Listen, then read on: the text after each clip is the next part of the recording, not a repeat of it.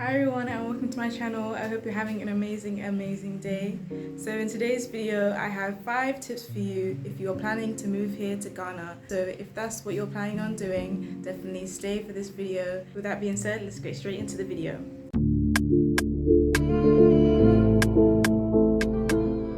The first thing you should do if you're going to be moving here in Ghana is download the local apps in the area. So an example is you can download Bolt, you can download Uber, you can download Yango, and you can download stuff like Gigi and Jumia. All these apps I'm naming are just apps that are used here for different conveniences. So Bolt and Uber, you're probably already familiar with those two, they're taxi apps. In terms of traveling, when you come off the plane, you're not going to have to think about getting a taxi or anything like that because you already have a familiar taxi app on your phone, and it'll be more affordable in terms of trying to find transport and getting around the area. So in terms of the other apps I named, the Gigi and Jumia, so when you come to another country, you're going to have a different currency that you're dealing with. So whether you're using the dollar or the pound or whatever currency you're coming with, when you come to Ghana, you're going to be using the Ghana Cedi. So because of that, you may not know how much things cost in terms of converting them into the Ghana Cedi. So if you download apps like Gigi and Jumia, it's an online retailing shop where you can see the pricings of things and you can get an idea of, okay, this is how much things here cost. You can calculate the conversion in your own time at home or in your own space. And so when you go out and you're purchasing things, whether it be from the market or local shops, you have a general idea of how much things cost, and you can get more acclimated to the currency that you're now using. It's definitely something that I recommend doing, not just because it allows you to get used to the currency, but also because in some instances you may have people who, because you're a foreigner, they might charge you a higher price than what it is for anyone else basically. So if you already know when you're going into something, okay, this is supposed to cost on average around say 50 cedis, and you go there and they try to charge you 150 cedis, you know that's not the actual price, and you can either try to haggle them down or you can go elsewhere. Yeah, it's something that just happens whenever you're in a country, not just Ghana, where you're a foreigner. They can see that you're a foreigner, they'll maybe charge you a higher price to get something out of you. So it's just a tip that also gets you out of having to experience a lot of that.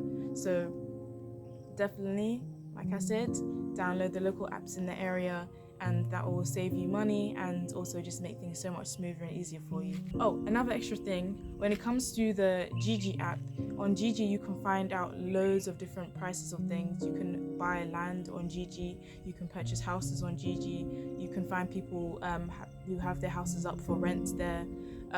You can even buy building materials. Gigi has pretty much everything from food to, like I said, building materials. So say if you're overseas right now and you want to look at, okay, how much is the price of land in Ghana? How much is the price of buying a house in Ghana? How much is the price of building materials in Ghana? So that you can look at how it will be to build here. You can check online in places like Gigi and basically figure that out from where you are, and you can start maybe saving your money or inquiring about purchasing land from where you are. Okay, so tip number 2, I would say travel around before you decide where you want to build your roots.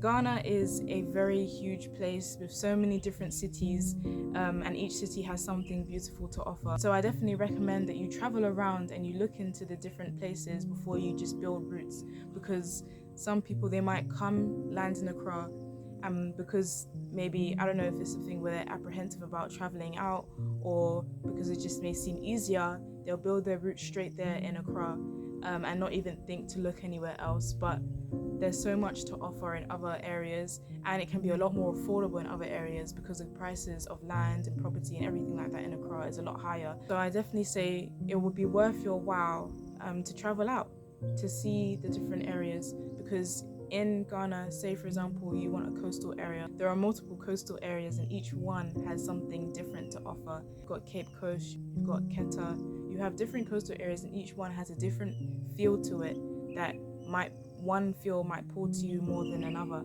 And so I definitely recommend you search around, because that way you'll be able to find your true place. Because I know that a lot of people, when they do arrive in Ghana as a diasporan, they would feel almost instantly like they're being connected with their ancestors. They'll feel that feeling of being at home, and so then they would just maybe build roots there exactly at the spot that they basically arrived in. Whereas if you look around, you might find somewhere that even feels even stronger pull to where you want to be. And so I definitely recommend travel around, see the different areas, and basically go for what feels right to you.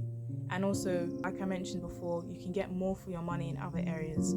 The price that you could buy one plot of land in Accra, in a different area, you can maybe buy your plot of land and start your foundation for your house. Tip number 3, I'll say look for accommodations owned by local Ghanaians as opposed to typical tourist hotel sites. A lot of these main tourist hotel accommodations, they're most likely going to be charging you a lot more than if you was to say rent or B&B from a local Ghanaian. Because these tourist sites are made for people who are coming from overseas, they're going to be charging you in your currency. Where if you just come and rent from a local Ghanaian here, you would be able to, one, be paying in cedis, which you would save a lot of money in, and also you'll be supporting a local business owner as well. So I definitely say that would be a good way of, one, saving money, and two, supporting the local community even more. I'm not saying that all these big hotel chains are not owned by Ghanaians, because you do have some maybe really big luxury nice hotels that have chains all around that are owned by Africans, but a lot of them are maybe owned by people that are not African basically. So one, it's a thing of just supporting the local Ghanaians and their businesses, and two, it's also saving money for yourself, because if you're looking to move here permanently, the last thing you want to do is be splashing your money out on different things that is completely unnecessary. And then when it comes time for you to actually start on your own thing, like building your home, buying your land, whichever it is, you would have less because you spent it on different things like expensive accommodation that you really didn't really need to invest in. Okay, so tip number 4, if you're coming to stay here in Ghana, is I definitely recommend coming here for a holiday first, so that you can actually experience what it's like to be here. I know a lot of people want to be where they are and purchase land ahead of time before they've actually come, and that can work out too.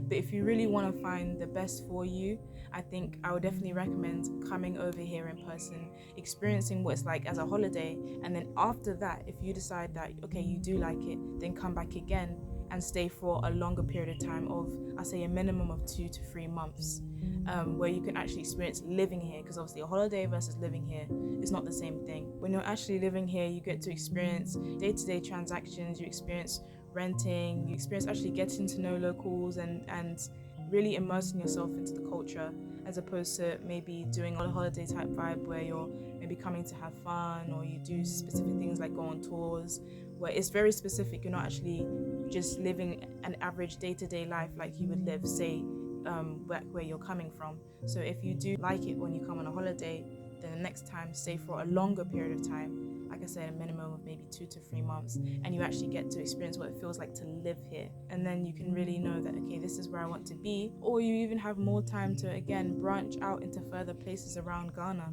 Okay, so my final one, point number 5, I'll say that you should do before you come to Ghana is follow as many Ghana content creators as you can. When it comes to being overseas, the media is very isolating in terms of showing what it's really like over here in Africa as a whole. Wherever you're staying at, you're not going to get the full image of other places unless you go there, or if you follow content creators who are actually there, who are living their life there, and they're basically giving you an idea of what it's really like to be in the country. Even if not specifically content creators, but follow hotels and follow the social media accounts of different things here in Ghana, you'll be able to get a better image of what it's like to be here in Ghana. Not only that, but you'll also start to be recommended different things to do with Ghana on your Instagram page, because of the fact that Instagram algorithm will see that you're interested in Ghana and start recommending you different things. I've definitely gotten a lot from doing that, because now I've been recommended different areas in Ghana that I would like to visit to, because I've followed a few tourist accounts in Ghana. So that's definitely something I recommend you do. Anyways, that's it for today's video. It's actually starting to rain right now, so I think I'm gonna take my leave and head in.